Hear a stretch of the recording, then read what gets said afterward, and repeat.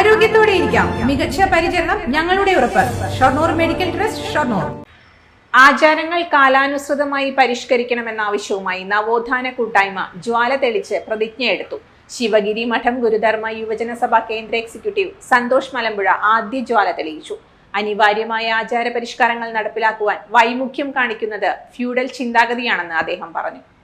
പരിഷ്കൃത ചിന്തകൾ സമൂഹത്തിൽ പുതിയ രൂപത്തിൽ രൂപാന്തരപ്പെട്ടിട്ടുള്ളതിന്റെ ലക്ഷണങ്ങൾ ഹൈന്ദവ സമാജത്തിന് നാണക്കേടുണ്ടാക്കുന്നവയാണ്. അഞ്ചുവിളക്കിന് സമീപം നടന്ന നവോത്ഥാന ജ്വാല കൂട്ടായ്മ ഉദ്ഘാടനം ചെയ്ത് സംസാരിക്കുകയായിരുന്നു സന്തോഷ് മലമ്പുഴ.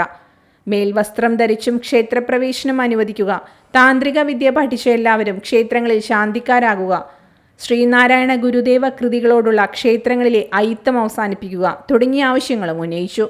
ഗുരുധർമ്മ പ്രചരണ സഭ കേന്ദ്ര കമ്മിറ്റി അംഗം വി ചന്ദ്രൻ മണലി അധ്യക്ഷത വഹിച്ചു.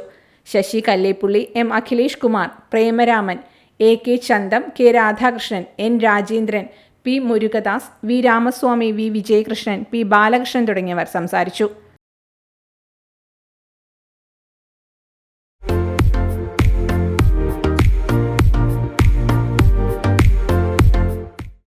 Dot View news.